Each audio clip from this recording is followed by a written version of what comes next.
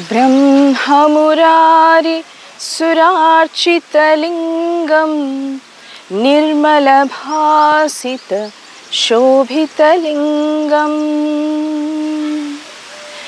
जन्मज दुःख विनाशकलिङ्गं तत्प्रणमामि सदा शिवलिङ्गम्। ब्रह्मा, मुरारी व विष्णु और सारे देवगण जिन्हें पूजते हैं, निर्मल प्रकाश से शोभायमान हैं। जन्म व जीवन में आने वाले हर दुख का नाश करने वाले हैं। उस मंगलकारी सदाशिव को, शिवलिंग को मेरा प्रणाम। ओम नमः शिवाय। लिंगाष्टकम के इस एक श्लोक में ही परमपिता के लिए होने वाली सारी दुविधाओं का उत्तर है। फिर भी इन माताओं बहनों के मन में भगवान व उनके अस्तित्व के प्रति कुछ सवाल हैं। हो सकता है आपके मन में भी हो। चलिए सुनते हैं और इन प्रश्नों का जवाब ढूंढने का प्रयास करते हैं। Be you. Welcome to beyond universe. मैं एक रेकी हीलर हूँ। तो हम लोगों को सिखाया जाता है कि कॉस्मिक एनर्जी एक पूरे ब्रह्मांड में घूम रही है और वहाँ से हम एनर्जी लेके, जैसे वाइट, ब्लू, रेड, सब एनर्जी लेके और सिंबल्स का यूज़ करके हम रेकी देते हैं किसी भी मनुष्य को या किसी भी वस्तु को, किसी को भी हील करते हैं। तो मेरे दिमाग में ये क्वेश्चन था कि ये कॉस्मिक एनर्जी आ कहाँ से रही है, उसको जानने की मैं बहुत उत्सुक थी कि ये आ कहाँ से रही है, तो मुझे जानना है। जैसे अभी हम बैठे हैं जी, तो हमारे सामने क्या है? सूर्य है। सूर्य है जी। सूर्य है तो ये सारी लाइफ है। जी। कहते हैं फ्लोरा फोना जो भी है, मतलब पौधे हैं, इंसान हैं, पेड़ हैं या जानवर हैं, पशु पंछी हैं, सारों इन सब का जो बनता है, जीवन बनता है, वो कॉस्मिक एनर्जी या फिर सूर्य की एनर्जी के बिना बेकार है। जी, है ना? जी। सूरज की लाइट तो चाहिए ही चाहिए। ये होगी फिजिकल। जी।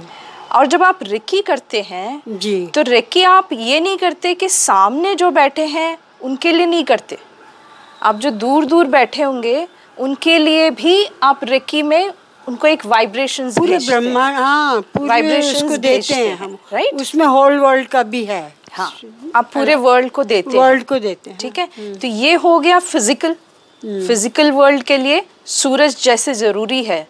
तो सूरज से भी ऊपर कोई पावर है ना? हाँ, वही पावर को जानना है ना? तो वो पावर है हमारा इंटेलेक्ट, या हम स्पिरिचुअल जो बोलते हैं, जो वर्ड है वो आती है स्पिरिट से। स्पिरिट यानी हो गई आत्मा। तो आत्मा को हील करते हैं हम, बॉडी को नहीं, आत्मा को हील करते हैं, उसको एनर्जी देते हैं। तो वो जो एनर्जी जो आती है वो आती है, जो आप कह रहे हैं ब्रह्मांड यानी सुप्रीम पावर। यस, है ना? तो वो सुप्रीम पावर का हम और आगे जानेंगे। तो ये एनर्जी आती है सुप्रीम पावर से। जी। तो वो सुप्रीम पावर कौन है, तो वो हम देखेंगे आगे। वही जानना है ना? जरूर, वही जानना है। जरूर। आपका क्या सवाल है? देखो, हम लोग मतलब हिंदू धर्म में बहुत सारे देवी देवताएं हैं। तो बचपन से हम लोग सभी देवताओं की पूजा करते हैं। तो मन में एक कन्फ्यूज़न रहता है कि पूजा करे तो किसकी करे, और मुसीबत आए तो किस भगवान को याद करें। आप किसको करते हैं? जैसे गणपति का त्यौहार आता है तो मैं गणपति बनाती हूँ और उनकी पूजा करते हैं। फिर नवरात्रि आती है तो हम लोग माता जी का स्थापन करके उनकी पूजा करते हैं। तो जब मुसीबत में क्या करना चाहिए? आपको कहाँ से फ़ायदा हुआ?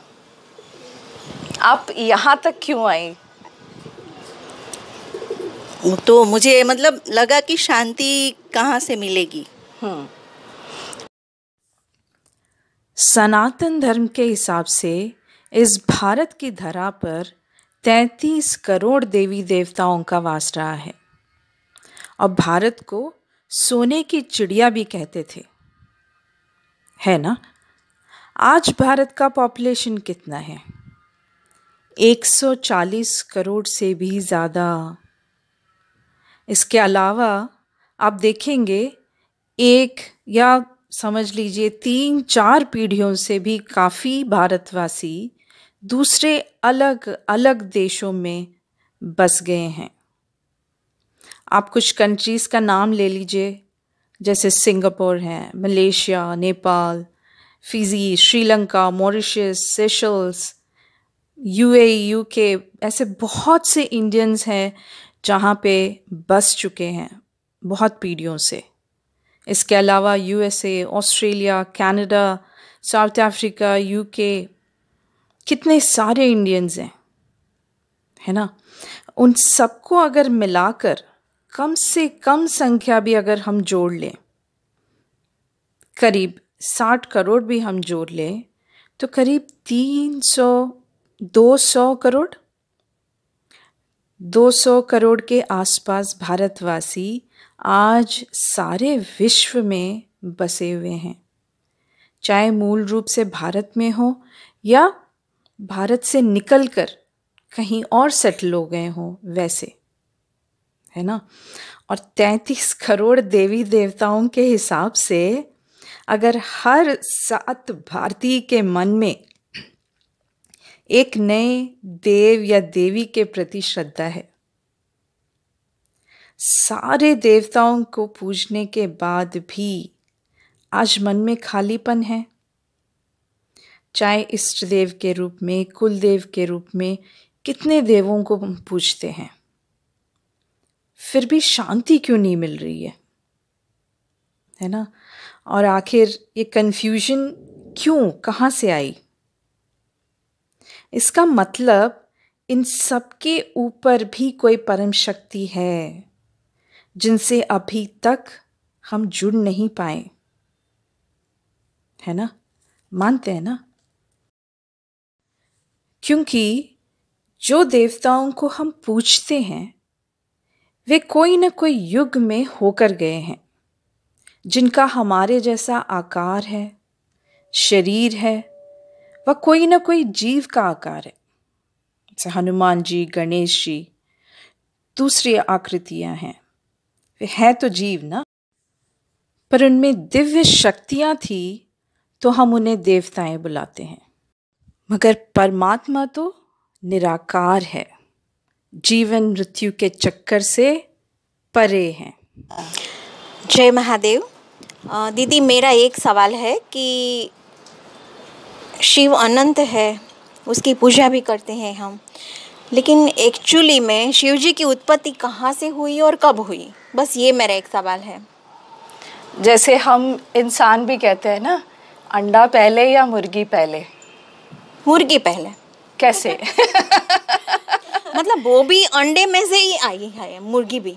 हाँ, बराबर। तो फिर उनमें से भी अंडा हुआ, फिर मुर्गी हुई, ऐसे? नहीं, ये वही गोल गोल सवाल है ना।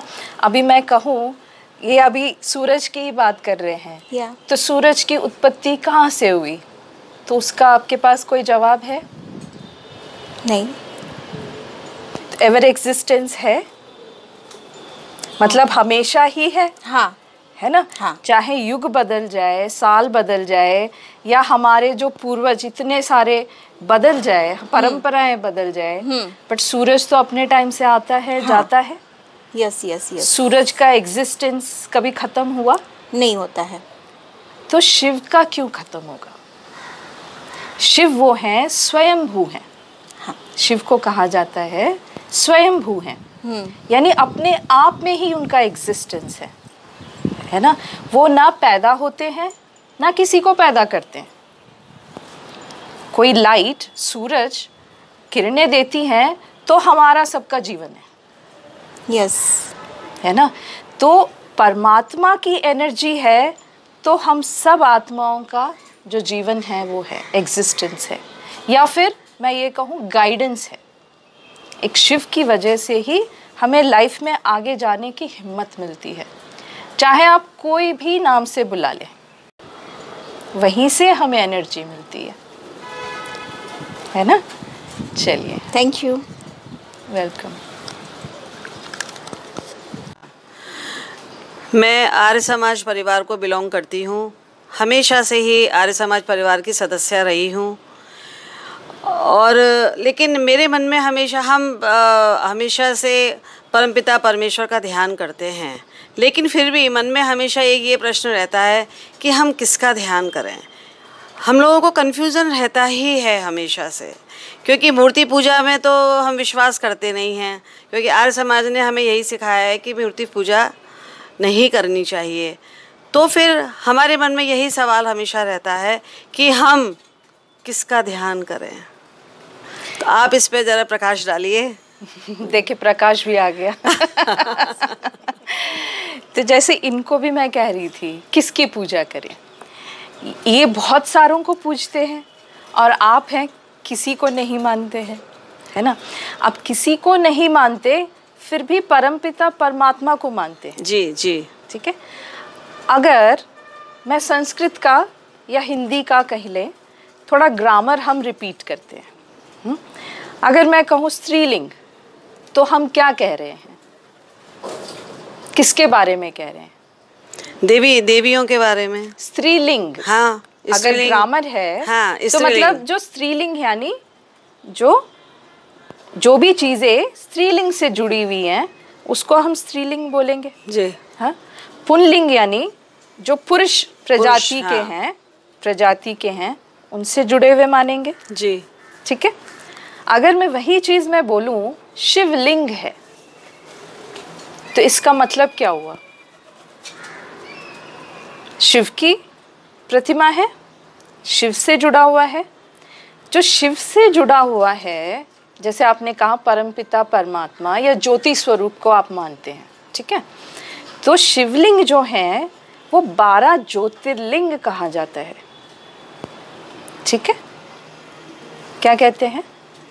12 ज्योतिर्लिंग। तो ज्योतिर्लिंग यानी किसकी निशानी है? ज्योति की निशानी है। शिवलिंग, ज्योतिर्लिंग दोनों एक ही हैं, बट जब हम शिव कहते हैं तो उनका जो कार्य है, कर्तव्य है, उसको हम प्रधानता देते हैं, क्योंकि संस्कृत में शिव का मतलब होता है कल्याणकारी, शुभकारी, सारी सृष्टि का शुभ करने वाला। जो कॉस्मिक एनर्जी लेते हैं वो भी वहीं से लेते हैं, जो बाकी देवी देवताएं हम पूजते हैं वो भी वहीं से लेते हैं।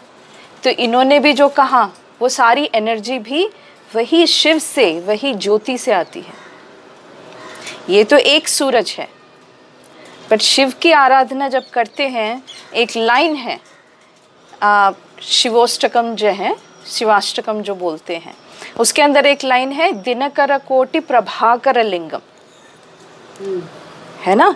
यानी कोटि सूर्य के समान उनकी तेजस है। ये तो हम एक सूरज की बात कर रहे हैं। तो शिव की जो तेजस है, जो प्रकाश है, वो कोटि सूरज के समान है। यानी पूरे ब्रह्मांड का वो प्रकाश फैलाने वाला वही एक शिव है, या ज्योति स्वरूप बोलिए। जो अभी आपका सवाल आ रहा है कि हम मूर्ति पूजा नहीं करते, ठीक है। अब तो शिवलिंग भी हो गई मूर्ति, पर यहाँ बात ये है कि जैसे ज्योतिर्लिंग है, तो हम ज्योति अगर रखें, ज्योति को आप पूज सकते हैं। ज्योति में थोड़ी सी हवा चली तो हिलडुल जाएगी, आप उसमें फूल, पत्ते, पानी ये सब तो नहीं चढ़ा सकते। तो मनुष्य ने एक शॉर्टकट अपनाया कि हम उनकी पूजा कर सकें। तो पूजा करने के लिए उन्होंने एक आकार दे दिया, जबकि उनका कोई आकार नहीं है, कि शिव को निराकार बोलते हैं ना, शिव को निराकार कहते हैं। तो उस ज्योति को एक हमने आकार ले लिया लिंग का, है क्या, गोल गोल, है ना। तो उसी के हम पूजा करते हैं।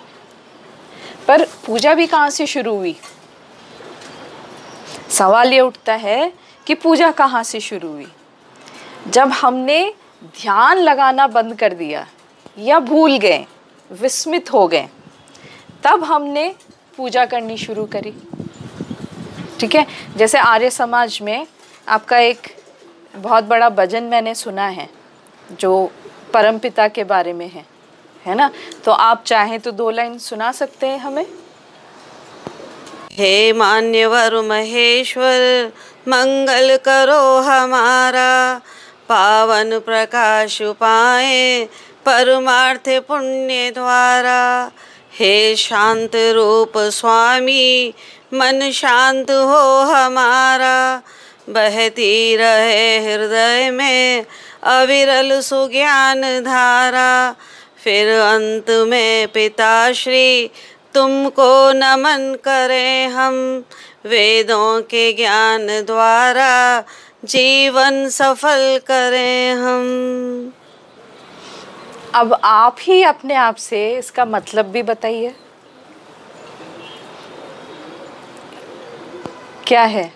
वेदों का स्वामी है, वेदों का ज्ञान है, अनंत है, अपार है, कौन हो सकते हैं? शिव, है ना। आप शिव नहीं कहिए, ज्योति कहिए, ज्योतिर्लिंग ही है ना, ज्योति ही कहिए, तो ज्योति को ही हम याद कर सकते हैं और उन्हीं से ही हम मंगल की कामना मतलब, भी कर रहे हैं। बिल्कुल, हे मान्यवर महेश्वर मंगल करो हमारा। बिल्कुल, और पावन प्रकाश एक है जो मंगल कर सकते हैं। हाँ, और पावन प्रकाश पाए, यानी कि ज्योति। हाँ, तो एक सरल सा एक ध्यान मेडिटेशन के रूप में हम शिव को याद करते हैं। कोशिश करते हैं कि शांति मिलती है या नहीं मिलती, क्योंकि आवाज़ में तो बहुत आ गए हम। तो जैसे शिव भी आवाज़ से परे हैं, सूरज चांद आवाज़ नहीं मचाते, वो आते हैं अपना कार्य करते हैं। शिव भी आते हैं अपना कार्य करते हैं, पर हर किसी के दर्शन में या दिखने में नहीं आते, वो हमें अनुभव करना पड़ेगा। ठीक है, आप तैयार हैं अनुभव करने के लिए? ठीक है, चलिए आप चाहें तो आंखें बंद करिए या खुला रखिए, जैसे आपको ठीक लगता है।